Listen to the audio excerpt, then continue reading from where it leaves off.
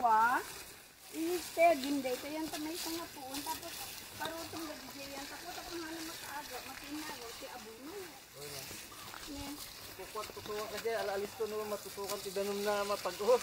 Ah? Okay, nakasama ka sa pag-arigat, tutuwa ka sa takbarutin, alalis to. Ayun na nga, so DJ na si Bugamon ang alat pa sa parutong. Alis to mabay. Pero alam mo mami, hindi ta pupuon na kasi sa DJ pa kasi dumakil, mapiling yung ganton. Tapos kung tumanday, pusket ko, wira-wirang po tumalgal.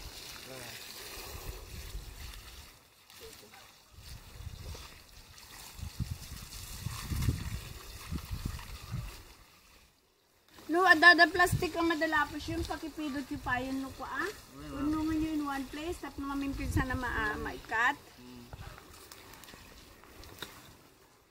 Nagpuuran na. Dyan. When makikita di asukan. 111. Okay. Ano pong ginagawa nila, ma'am? Patubig. Everyday po? Hindi naman. Kaya lang, every 7 days. Sa ngayon, kailangan every 7 days kasi medyo mainit-init. Pero pag talagang maganda ang panahon, at least 15 days. Or there are even times na maski monthly dahil moist, makulimlim naman ang panahon. At kung di man, malamig-lamig naman ang panahon.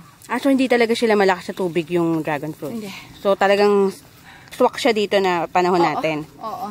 Na kasi mainit? siya succulent siya. So, ini-store niya yung tubig sa katawan niya. Pag naubos na yun, nakikita mo na rin kasi luminipis din yung stem niya.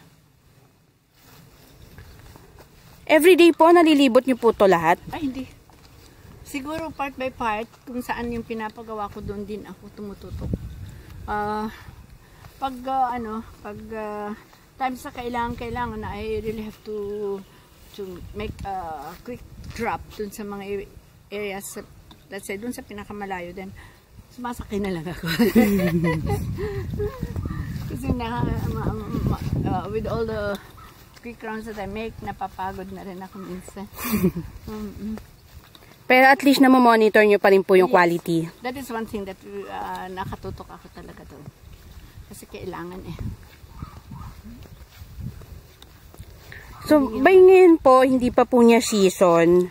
It will commence in the month of the flowering. The buds will shoot off in the month of April. So, our harvest natin is expected in the month of May. Most likely, if pag magkabulaklak ito ng second week of April, second week of May, meron na rin tayong prutas. Although, in some places, meron na silang mga bulaklak because yung panahon nila is mas mainit na kaysa panahon natin dito. Hindi pa rin pare-pareho? Hindi rin pare-pareho. But then, definitely in the month of December, January, wala tayo talagang bunga anywhere. Kasi yun na nga, wala naman talagang tag-init sa mga panahon na yun. So, by pagkatag-ulan, wala rin? Wala. Meron din. Kasi ano naman siya, hindi naman continuous na tag-ulan yun. Ang mangyayari lang doon, kailangan bantayan mo din yung mga bulaklak. Because pag sobra naman yung tubig ng bulaklak, talagang naabot din siya. So, with all the technologies that we have, we are trying to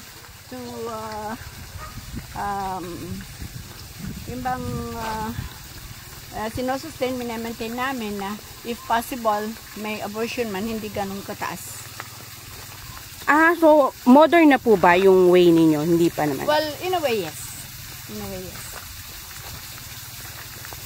Gaano katagal nyo na pong inadapt yung pagka-modern? Well, I guess it's something like about 5 years ago. When we in time with the adoption of our organic practices. Pero yung kumbaga yung traditional or yung traditional way ng pag-aalaga ng dragon fruit, nandyan pa rin po? Oh yes.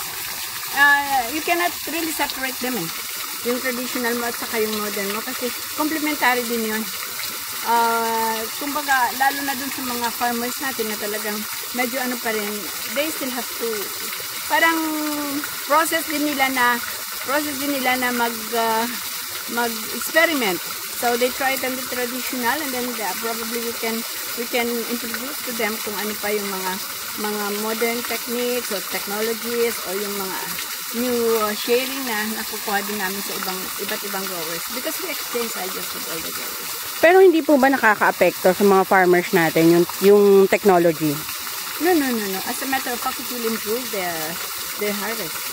And of course, follows their income. Pero hindi mababawasan yung mga dami ng farmers. Halimbawa, kung yung sa isang farm ninyo, yung tao po ba, hindi mababawasan?